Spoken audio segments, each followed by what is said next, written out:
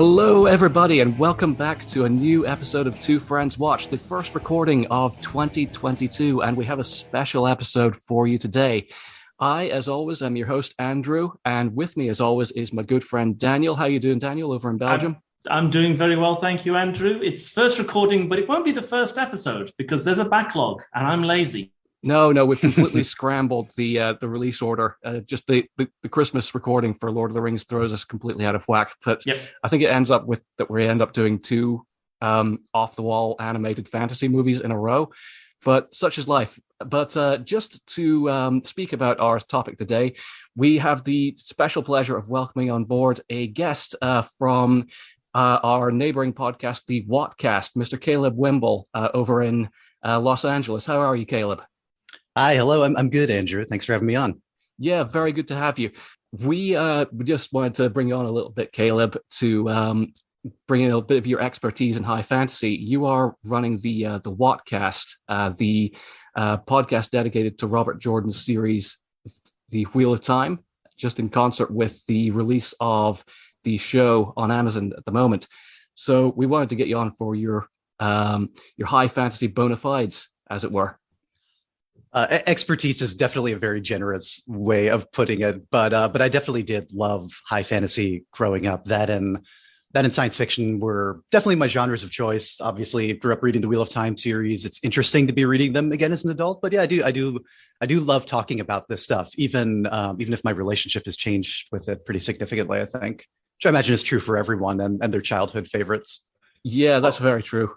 Before we dive into tonight's film, as you are kind of the available expert, right now on this, I am on the fence for the Wheel of Time series right now. I've seen the trailer. I will admit I know nothing of the source material. I watched the trailer and I was kind of like, do I not? Do I go book then show? Do I just go straight show? Do I need some prerequisite reading before I go show, or will the show fill it all in nicely? Where do you think I should lie on that one? Oh boy, that's a very good question that we have also asked on the podcast. So the Structure of Whatcast, a Wheel of Time book and watch club, we call it, is that I'm the only one who's read the books before. All the other hosts are coming in first-time readers as adults and then watching the show through. And I think the conclusion we all came to by the end of the first season was that it's a very complimentary experience reading the novel and watching the first season of the show. And we struggle wondering with certain elements of the show, how people who haven't read the books are what they're supposed to make of certain elements of it. So maybe the one deficiency of our show is that we don't have someone who is only watching the Amazon TV series and not reading the first book simultaneously. The first book is very much, I realized more than ever this time, it's a Fellowship of the Rings fan fiction to some extent, a very competent one, an interesting one, and one that does some neat things with it. But the series doesn't really become very much uniquely its own thing, I think, until the second and third, and especially the fourth. The show is bringing in much more, I think, of the things that make the setting unique. So it's got that going for it. It's a bit of a mixed bag in production design. I would generally say if you're interested in high fantasy, it's probably worth checking out. There are some really good episodes in there, I think, and there are some interesting decisions made. And then there are things that I think it's important not to go in expecting what Amazon is marketing it as, which is they've said so extensively. This is going to be our Game of Thrones. Every network wants their Game of Thrones. It's not that kind of show. It's not an intensely political thriller drawing on 30 years war and War of the Roses history and mixing and matching all that stuff in there. It's a very different flavor of things. But if you're the kind of person who just enjoys like existential threats and magical societies of meddling wizards and things like that, it's a fun time. Yeah, absolutely. It's very interesting, actually, because I would give a lot of the similar comments and compliments and statements actually towards the Witcher series I found on Netflix. There's a lot of things I would say that's an interesting parallel there, where it's complementing the source material, but it's also doing its own thing. Some things you could argue it does better, and some things I would argue it does worse. So that's very curious, and actually that ties nicely into tonight's episode, which is kind of, as you said, it's a supplement. This is The Witcher, Exactly. Nightmare of the Wolf. It's a supplemental film, and immediately off the bat, my first complaint would be that if you go into this completely fresh with no background of any Witcher material at all, I don't think you're going to enjoy this really that much, because there are so many references and things that are clearly tied into either the TV show, the books, or the games that aren't very well described in this standalone-esque film. Yeah, completely. And this is sort of one thing I wanted to bring on board, just because obviously the Witcher season 2 has just kicked off now on Netflix. And we wanted to just speak a little bit about this sort of tie-in movie that was used to link the first and second seasons together. Because, as we mentioned, obviously, after Game of Thrones ended, there came to be this sort of power vacuum almost in the TV landscape, and both Wheel of Time and Witcher are sort of looking to fill it. And I'm kind of interested to get you guys' perspectives on this, because I, relative to, I think you two, am a bit of a Witcher neophyte. I watched the first season of the show, but I never touched the books, and I've never touched the games. And Daniel, I understand that you have played Witcher 3 at least fairly extensively. Yes, I've read The Last Wish, which is a sort of a series of loosely connected stories.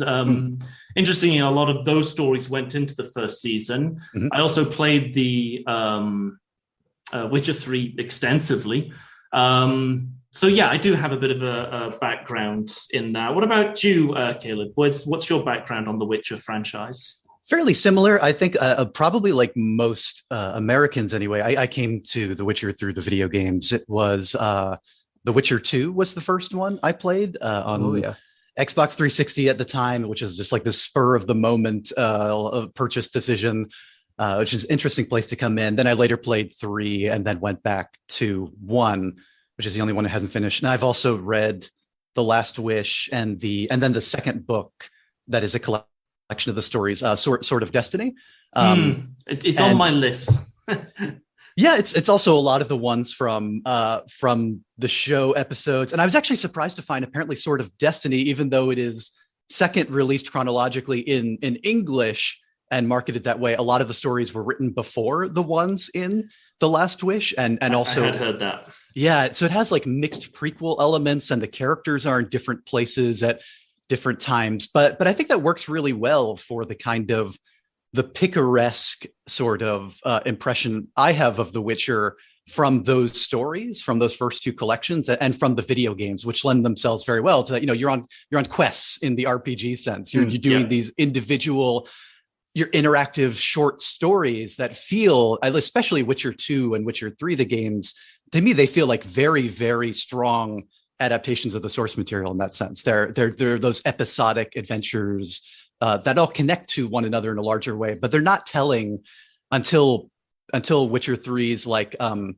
Ciri plot line, the Child of Destiny thing. That's really the only point where it becomes a giant story in the epic fantasy sense. It feels like to me. Absolutely. And unfortunately, I mean, I don't know. Sorry, Andrew, I realize we're excluding you a little bit on this one, but just very quickly, I wanted to catch Caleb's thoughts on the first season of The Witcher. Do you think the narrative structure that they use, this weird different time location system that kind of eventually all connected at the series finale, do you think that was sort of a hindrance or a support towards the series for perhaps somebody who's new? It lost me, I have to admit. But I take what you mean about the picaresque sort of feeling of the Witcher franchise in general, Caleb. It feels like a a universe, a constellation of stories with these sort of loosely interlocking threads that we follow various characters and various political factions through, without it ever feeling too tightly wound or too bound up in a forward moving narrative, which I think it means that the series lends itself quite well to adaptation and expansion and just a little bit of play in how it's presented to the audience, which is why I think Nightmare of the Wolf is an interesting sort of discussion. It ties into this sort of general trend that I've noticed in the last few years as well, where we've been seeing a lot of Western properties being adapted with these sort of supplementary anime shows or movies. And just, I think that's just a curious trend. We've seen it with Pacific Rim. We saw it with Altered Carbon. I think Blade Runner has a show going on just at the moment that taking place in its universe, always loosely related to the events of the show, but just sort of playing around with these very stylized, far-flung fictional settings with a more stylized visual aesthetic than you have available to you in live action. And I have to say, just up front, this movie, it really worked for me. I think that those sort of adaptations have been pretty hit and miss generally, but I was surprised by how taken I was with this one in particular. I don't know, how do you guys feel, just sort of top level thoughts? Interestingly, I liked it a lot better on rewatch. I watched it for a second time for this conversation this past week.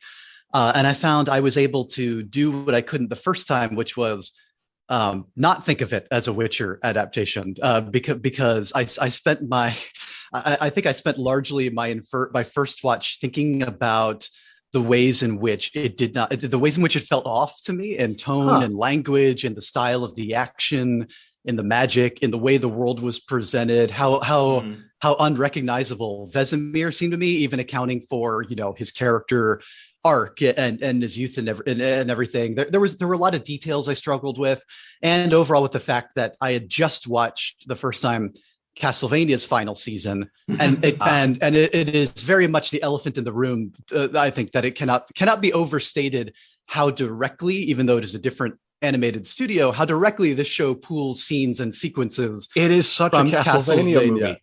Yes. Well, interestingly, it's got a very similar. I think it actually has a lot of the voice actors from Castlevania. Theo James, who plays Vesemir, he played Hector in the Castlevania show that came out a while back. Which immediately jumped out to me. The moment he opened his mouth, I thought, where have I heard this guy before? Yeah, I guess he doesn't really get work in live action that much anymore after the Divergent movies tanked. But and also you've got Graham McTavish as Deglin, I think is the character's name, who was Dracula from Castlevania. So there's a lot of even the show's DNA is in there as well. And McTavish is also in the live action show, right? As Dijkstra. He's a different character, but he's the assassin. I believe so. Yes, master. I had read that as well. There's also a few of the actual live action characters also come in, which I don't know if that was done deliberately or coincidentally. I couldn't give him credit if maybe it was due there. Yeah, I don't get the impression that this show is particularly closely linked to the production pipeline on the shows. It feels like something that was shopped out to an exterior studio. Most of the credits, I believe the director is Korean. This is one of those shows that's anime-esque. It's not actually, it wasn't farmed out to one of the famous Japanese studios as per like the Animatrix, but it's definitely in that same sort of style of outsourcing.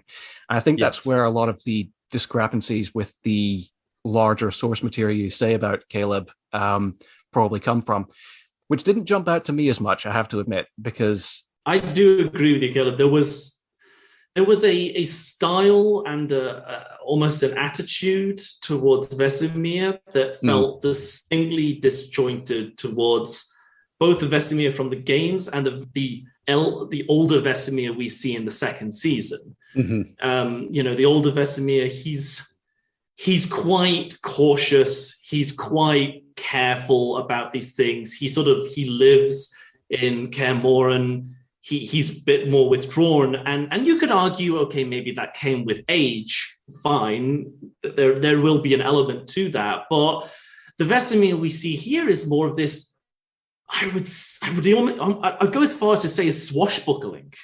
He's this outrageous, go out there, do the most, daring, aggressive, money-grabbing thing. He's flashy, he's big. And while it made for a really interesting character, disconnected from Vesemir, in the context of the Witcher universe, it was very hard to place it.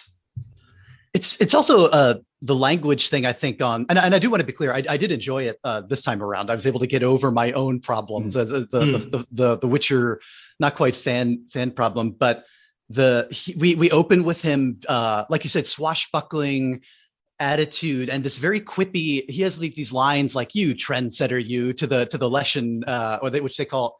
It says in the subtitles Leshy, but they're saying aloud Leshian, which is an interesting video game thing, I think, like a little Easter egg thing for the translation things the series has done. But he's like, "You trendsetter, you," and joking about a little foreplay, and do I want the forest hobo or the deadly flapping swarm? It felt very Whedon-esque bant to me. You have this over the top, grotesque blood bag violence. This child's family was just exploded in front of him to open up the thing, and then in comes Vesemir cracking one-liners at this true creature of eldritch horror in the moment there. It was Trevor Belmont. All those one-liners are 100%. Exactly Trevor Belmont from Castlevania. The whippy comebacks, the almost talking to himself because the fight bores him because he's so brilliant. It was just Trevor Belmont. And while I love Castlevania, that franchise I cannot give it enough praise. It isn't really what I was looking for in a Witcher series. Yeah, so exactly. It's kind of weird. I get that. Loved it, but in all the wrong ways. Yeah, I do take your point from that sort of tonal whiplash in the opening scene, but where I do think that opening massacre of the young boy's family feels kind of unearned in hindsight, considering the sort of direction the movie goes, because it's sort of playing into that general sort of sense of life is cheap, almost grimdark side to the setting. Yes, we open with the child pissing on an elf statue. That is one of the opening shots, which I think is important for, I think, what it is establishing as a tone that put me off a bit the first time. And now that I'm fully prepared to say, oh yeah, the rest of the movie I got much more on board with. I would say that I wonder how much they are trying to cater to people with zero background in the Witch universe. Very quickly they have to establish humans hate elves. So there's the very first scene. Yeah. They have to show that monsters are vastly more powerful to your average person. So the family have to be butchered. It has to set the tone of dark and gory. You have to set the witches as these exceptionally top tier humans that fight for money. Like I completely agree. I don't really like it. I didn't like a lot of those first opening scenes, but I do wonder if it was like they have to just put this whole tonality all onto the table as quick as they can so they can get into the story it wasn't a long runtime, not even an hour and a half. They can't afford to put 30 minutes into backstory. They should, but they can't. So they got to do 10 minutes into the backstory. Well, in a way they kind of do with the Intercut prequel, right? Like we do have child Vesemir pretty quickly, and then throughout the movie, which I think were maybe actually some of my favorite scenes, or at least a moment, especially on this rewatch, I was like, oh, this is doing something really effective here. I think it's maybe about only 10 minutes in when we get to his first exorcism. I don't know if we call it that, the spider demon exorcism sequence, and which I feel like that scene is doing so much for setting the tone, the social order, the sort of society that we're setting in, what role a witcher plays in society, to the extent I feel like you could have opened with that whole sequence with the child. Though I fully understand why they opened with like a very flashy larger than life action sequence too. That's like that's a very gripping way to start a movie. Yeah. And I think I take both your points with. I think just for an 80-minute film, if I have one significant criticism of it, it's that it is trying to keep a lot of plates spinning all at once. It wants to be a prequel to the series. It wants to be an adaptation of the series to an anime, more flashy, more heightened sort of stylization, and it wants to be a complete story of Vesemir's life from childhood through to his current adventures. That's a lot of ground to cover in the time that they've allocated themselves, and I think because it's a straightforward enough story to follow. The beats of the story, the actual causal logic of the plot is all there. But I do think some of the scenes can feel quite flighty and quite weightless just for how much it's intercut, but with the backstory and how much it relies on montage. I think that's, if I was going to level one significant criticism at it, it would be that it's that it can feel a bit insubstantial just from how thinly it's spreading itself. I have a question for both of you then on that. If done well, do you think this film could have benefited from another 30 minutes? I would say so, although animation is expensive, and that's the sort of thing where it's like, yeah, it would be nice to have an extra $1 million in my pocket, but you have to sort of play the hand you're dealt with a project like this, I suppose. I mean, for an animation, is 83 minutes short, average, or long in terms of a runtime? It's very rare to get an animated movie longer than 2 hours. Yeah, I think the final Evangelion movie came out this year. It was something like 2.5 hours long, and I'm pretty sure that's a record. Oh, and the lead time of production on those was staggering, insane. Too. Yeah, that's the other thing. Yeah, so this felt very, very richly animated. I think it was. I don't know if we mentioned that. You mentioned Korean director Kwang Il-han, I believe, but I hadn't realized until the second rewatch that it's Studio Mir, who the lead animating studio in Korea, who also animated The Legend of Korra. And the moment I read that, I'm like, that tracks. Yeah. Yes. I see a lot of that. And also plays into this history of, you know what? I mean, Castlevania is probably more indebted to Vampire Hunter D than anything, and Berserk, and like a long history of anime and manga in this genre. But there's a lot of Castlevania that I think like you can see some of the stylization and this sort of like fusion of some like American animation sensibilities and traditional anime. And again, we got a Korean studio who's neither of those things. That there are flourishes and character motions and little presentations, especially maybe in the thing that clicked for me with this one, to where I looked it up, was the way that the sorceress Iliana firebends and the way that she moves as a bender in the casting of her magic stylistically. For sure. That's interesting, actually. She does the dancing motion. She does like the sweeping hands. I was actually going to point out that exact scene, the moment where she causes the avalanche that buries the hidden temple. Yes. Like that's such a beautifully animated sort of dance. It's one of those moments. I think we brought it up when we talked about Kiki's Delivery Service, Daniel, but just the way that it's animated, so you can appreciate the distribution of weight and the way that all of her poses it has that sort of limited animation quality where she's snapping to these quite dynamic, dramatic poses in a way that feels illustrated, but also the movement feels like it carries with it a certain sense of heft and mass. And it's just really beautifully done. I think for something that wasn't a particularly high profile release, it's gorgeous. It's a gorgeous piece of 2D work. I would say, actually, then continuing on from that, it's something I would put it as a strong positive towards this film and towards things like Castlevania and Avatar, is that a lot of the magic, the moves, the abilities felt tangible. It felt impactful.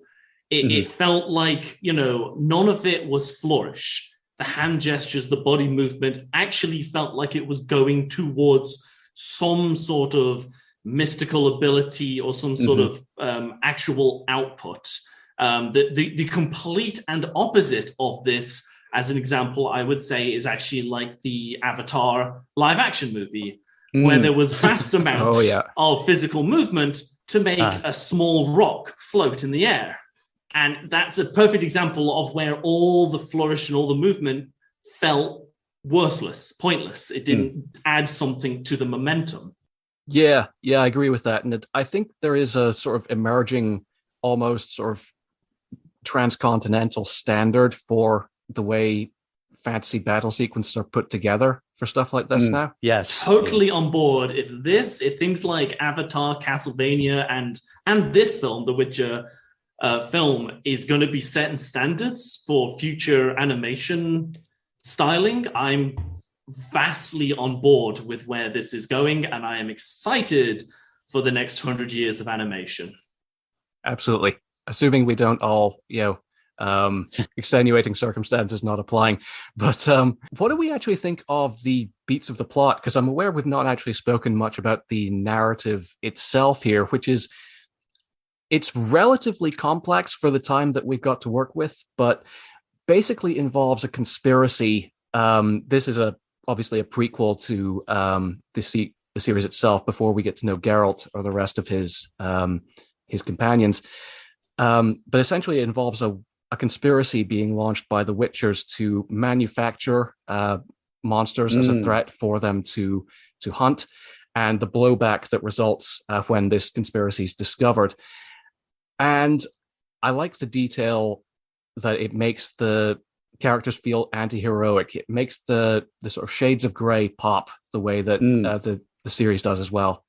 It's this was one of those interesting points where, again, I enjoyed it more this time, taking it as a story in its own right, as this very dark, effectively revenge tale we learned for the sins of the Witchers that you just talked about, and that this conspiracy that they've been involved in, and past sins of other Witchers, and then all that in two individuals, really, Iliana and the elf mutant character whose name escapes me, which I struggled on the first watch, because this is so different from the version of what happens at Kaer Morhen as presented in the books and in the video games, and it changes the themes of it completely. Yeah, that was just something. No, because that was something I was interested to ask about. I didn't know how much this actually played into established franchise lore, so I'd be interested to get that point of view.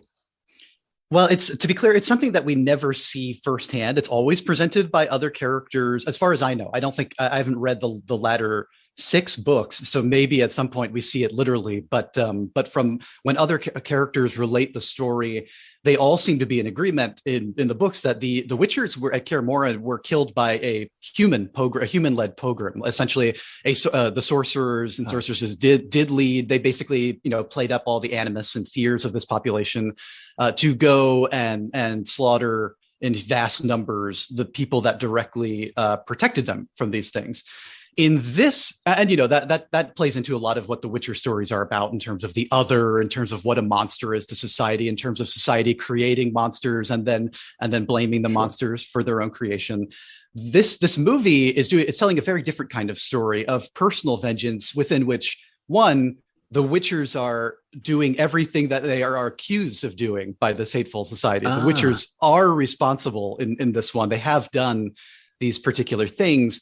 But then, two, becomes this personal vengeance story that also, maybe this bothered me the slightest bit on the first watch, sort of hinges on one bit of duplicity and misunderstanding, and one Iliana convincing one other character that the Witchers did a particular crime that they did not do, that she actually did, which then results in the end of the Witcher Order. However, watching it again, this one, I could set aside this is a different theme, different kind of story from what the books tell, and I think is a really effective vengeance story, especially that reveal when maybe predictably, but I think effectively find out that Iliana is the character in her, or the child of the character in the story she tells of an evil Witcher earlier in the film. Oh, I'm actually really happy to hear that, because one of the things I kind of liked about the whole Witcher franchise is that they are misunderstood and they are ostracized because they're doing good, but their own personality, part of their upbringing, part of the mutagens, part of their connections to this monstrous side of humanity makes them scary. It makes the general population against them. They're this half monster creature that's working for the humans to a degree and just protecting humanity. Sometimes they have a very black and white attitude, and I understand why humanity are so adverse against that. You know, being the humble farmer, seeing this sort of monstrous human, although they're protecting you, they could kill you if they chose to, and that's a thing to fear. So I was really kind of disappointed when it was like, oh, the witches are kind of as bad as everybody feared they were. Or the conspiracies are true. Yeah, or some members within the Witcher Order are, because I suppose it's worth pointing out that Vesemir, he wasn't in on it, and he's duly horrified when he learns about it. But it was so kind of sort of disappointing because it's like the conspiracy theorists were right. Yes. That the witches were always meant to be mistrusted. They're not anti-heroes. They're basically just very subtle villains. And all of that, protecting humanity, is just a ruse. Forget about it. I felt deeply undermined in what I had already kind of learned to like cautiously love of the franchise. So I'm really kind of glad now you said like, no, this is not really canon. I was like, yes, that's what I wanted to hear. That's interesting, just because, I mean, coming to it from somebody further from the canon, it kind of worked for me, just because we get the sense from everything we hear from Vesemir that it's because the Witchers don't have any other place in society. There's nothing they can do other than kill monsters. So we kind of have, you can still sort of see an element of moral ambiguity in what Deglin and the alchemists were responsible for. But that's an interesting, I hadn't actually considered that angle because I wasn't aware of that sort of aspect of the lore. But what did work for me was the relationship between Vesemir and his childhood friend, who he re-encounters as Lady Zarbst, when she's in old age. That's something that always lands for me, the sort of cross-generational, people aging at different rates, and the sort of romance persisting across those divides. It's one of those very uniquely fantasy conceits that reads as very melancholy. I always like that when I encounter it. And she is wonderful both as a character. My favorite part of the movie, and the Jennifer Hale performance, who I didn't realize till this watch. Oh, that's Shepard from Mass Effect. Oh, sure. I thought she was wonderful. She just felt immediately in her first few lines, her delivery is actually telling you things that are not clear about the character from the dialogue at that point, and that you could probably not immediately glean, and getting the sense of her motivations and allegiances and a complicated history. I thought she was far and away the highlight, especially on rewatch. Really enjoyed watching and hearing her throughout. I would say my only small complaint was that, and maybe I'm reading into it wrong, is that, spoiler alert, is her death felt a little sort of used to further punish Vesemir. Up to that point, she was established as her own independent, very strong, interesting, fiery character who had a connection to Vesemir but wasn't beholden to him. She was her own main character. And then I kind of felt like her death undermined it a little bit. Like, oh no, she was just the sweetheart of Vesemir that just established he is a tragic character. And all that other stuff about her being her own independent person with a backstory.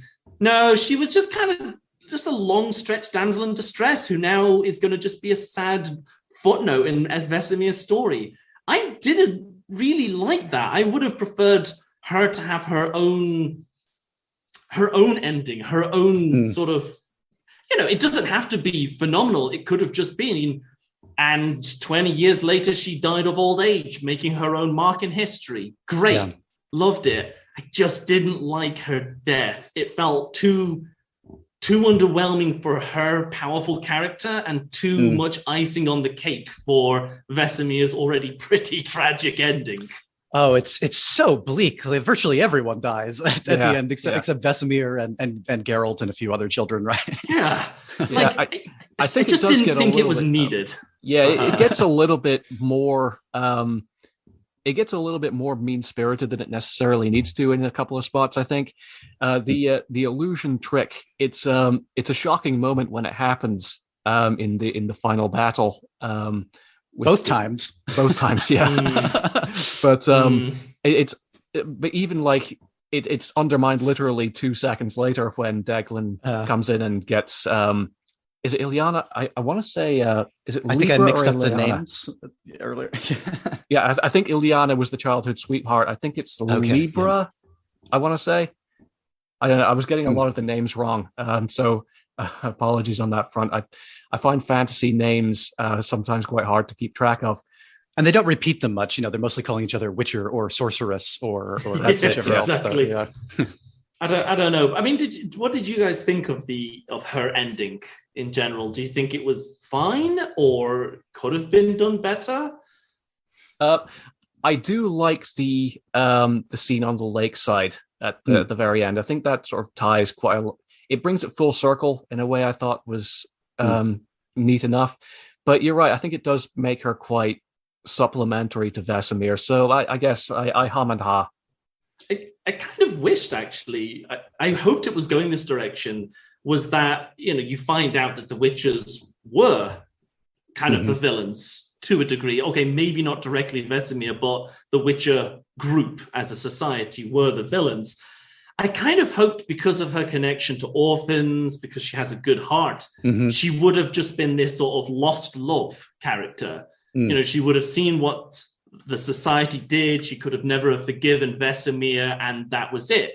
She would have been the person that would have never have come back to him. She left, went into the distance, and he would have still lost her. He would have still had that heartbreak. It just didn't require a quick and rather rug-pulling death on, that felt a touch cheap. I feel like her decision to leave him because of their society would have done a better job at cementing his punishment for the society's wrongs. They're all very good points, and I hadn't really been thinking about it so much from that perspective. I do really like the way in which you can almost see the reverse as well of the idea of her being a footnote in Vesemir's story, in which I feel like we get enough of her in this movie and enough of the scenes that are from her perspective and things that Vesemir is not there for, and of her agenda, and of, for me, it felt like a richly implied sense of the life she has led and the sacrifices she has made, the decisions she has made, the agenda she has in court, the way she maneuvers, that Vesemir is almost equally a footnote in her life. And this returning, and this was sort of, I think, a dynamic reflective of the way that that Geralt and Yen often interact, where they depart for years at a time and come back into one another's stories, and then learning that, because you're always catastrophically, but you're always learning all the things that Yen has been up to and realizing, she always feels to me like the hero of her own story. And I feel like that, and that Geralt is as much for her like a chapter that enters now and then. And I largely felt that way with Iliana. I felt like she had her childhood escapades with Vesemir. Then they made different decisions that took them on these wildly divergent paths, and she led this full life, and we're seeing the results of that and the choices she's made, which she is largely, I don't think she regrets them. I don't get the sense that she regrets what she did in life and the life she led. And this is sort of like a one last hurrah. This is Vesemir's come back to bring her into this final chapter adventure, and a tragedy, and it is tragic, but her end to me does not feel as awful and tragic as Vesemir's as a result. Like she's led her life, and she's regaining and losing something at the very end, and it's very sad. But Vesemir loses everything, and for him, because of his lifespan, this is only the midway point, and he has to start all over from the burned ashes there. But I totally see what you mean about her being instrumentalized in some way to his a arc. little bit. Yeah, I do. Yeah. You make a very good point. I do feel like Vesemir's situation at the end is just so deeply tragic. Not just because he lost everybody, but because he's now given no option really. Like he has to keep or rebuild the witches because they have this honor, this code that although he sees a lot of it perhaps was steeped in a bit of deceit and corruption, there was a good purpose why they did what they did mostly. And he doesn't really have a choice. You could argue, well, he has the choice now. He could leave it all behind or he could continue the witches from scratch. He doesn't have a choice. He is a witcher. Genetically, emotionally, spiritually, he is a witcher. And now he's got this terrible burden to single-handedly bring up the last few children because all the mutagens are gone, all the chemicals are gone. So they almost immediately become a dying race. Yeah. And that's a level of tragedy that I don't think many other shows have really got to that level of well-written, well-earned, just heartbreaking, tragic ending that the film finishes on. Speaking of tragedy, what do you guys make of Kitsu, the monsterized elf who serves as sort of the secondary antagonist in the mid-film? Because we got that moment where we just see her weeping over the corpse of the basilisk, and I think that just it adds that element of empathy to the monsters as well. I think that theme runs through pretty much every character pretty well. I might be on the minority on this one, but as you said, Andrew, there's a lot of spinning plates on the go in this show. I would say this is the one spinning plate that wobbled a lot for me. It felt really pushed in, and it's nice to have a villain that's got their own backstory. They've got their own feelings. They're not just this cardboard cutout of I'm a villain for a villain's sake. That's great. But I also felt like, we didn't have enough of their backstory to really know why we should feel sorry for them. Oh, they didn't choose their lifestyle. Okay, but how did they get here? Were they captured? Were they not? Was it their own choice? Did they make decisions that they regret? Are they just an animal in this situation that was just tortured and experimented on or not? There's so many unknowns that I personally found it a little hard to get too emotionally involved with them when I already had a lot of emotional involvement in most of the other characters at this point. But what's everyone else's thought? Caleb, am I on the minority here, or did you think they did it well? I feel similarly. I feel like it is a short film, maybe not short for animated, but quite a few characters, quite a lot going on thematically, and maybe Phil Evandro, who ties into Kitsu's plot directly. Phil Evandro, the elf character from the other Witcher stories, and who's very tied into Geralt over the years, feels the most like a fan cameo here, and yet is used pretty centrally in Kitsu's plot, and for sort of communicating the entirety of the elven plight we get through Phil Evandro. And I think he has some very effective lines and moments with Vesemir about that. And then, with his decision to save the child hybrid that Kitsu is the one survivor out of these. And it is maybe a bit much with the degree to which Kitsu is there to give us just this horror and this mass of bodies. And here are the results of what's been done to elves and monsters. It's all done very quickly. But I do I think the story gains from things from it. And it is maybe just something that I would have liked to have seen had room to breathe if this were maybe, the 6-episode mini series version of this movie.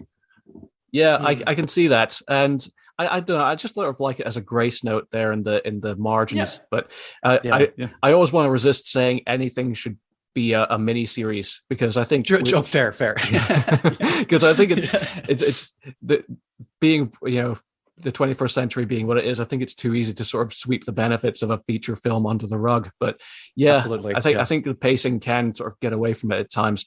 But No, on the whole, like I'm glad this exists. And as tie-in anime movies go, I vastly prefer this to something like Altered Carbon Resleeved, which was Mm. yeah, as those things go, like it didn't really work for me.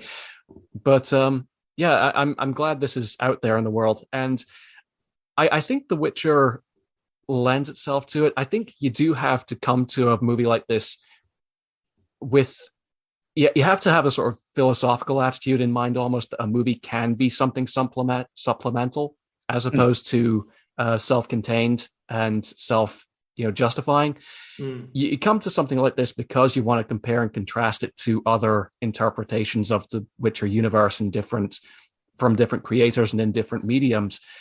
But as one of those entries in the sort of larger cluster of Witcher stuff, I feel like it holds its own really well. Yeah. I would just say that assuming that the Witcher Netflix show goes on for more seasons, I would say the second season was significantly better than the first season, if nothing else, because they got rid of that just ridiculous narrative structure that they tried in the first season, which I deeply upset about, because quite a number of people I spoke to who I wanted them to get into The Witcher because I thought they would like it, was singularly put off because of this weird jumping back between, Andrew, perfect example. I really think you'd love the Witcher franchise. I'm really heartbroken that stupid narrative structure in the first season was enough to put you and many other people off it. I'm going to get round to season 2. Don't worry. It was annoying. But anyway, the point of the rant.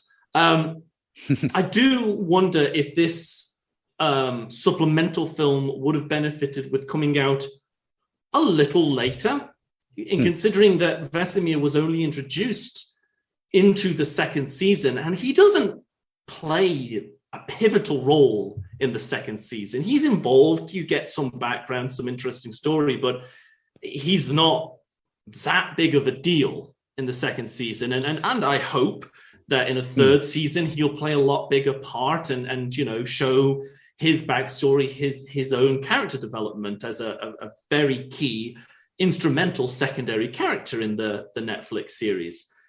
And then I think a film like this would have fitted in nicely when people are more established with his character. I just wonder if this potentially might have been a little soon to bring out so much backstory to him, considering he's not really that big. Well, on the other hand, do you think that it really enhances his season 2 arc, which is largely about what he is willing to do for the chance to restart the Witcher Order, for the chance to make new Witchers and the sacrifices he's willing to make, what the Witchers mean and whether they should continue? I wonder if that would have, maybe it would feel toss off in some ways if a person didn't know what happened at Kaer Morhen, if they didn't either hadn't read the stories, played the game, or seen the nightmare of the wolf. I would be curious to know whether then he just feels fully like a side character in Witcher season 2. I do think there is some resonance there for him. I mean, and also there's the fan element where I was just excited to see Vesemir appear in person in season 2 and to say, this is just immediately be reminded this is one of my favorite characters that I already know and like a lot, that sort of thing. Yeah, no, that's a fair point. That is a fair point. Then I guess it sort of fleshes out his character more. I completely get that same feeling from things that I'm closer to, where you're just watching an adaptation of something and a character and love and you love just walks on stage, and it's just one of those fans applaud. So that's not to be discounted. I think that's a valid reaction to have. Absolutely. That's fair. So thank you again, Caleb, for joining us. For all the listeners out there, please go and give his podcast a listen to. We'll put a little description in the Facebook page, little tag and a link in there, so you can go and have a look.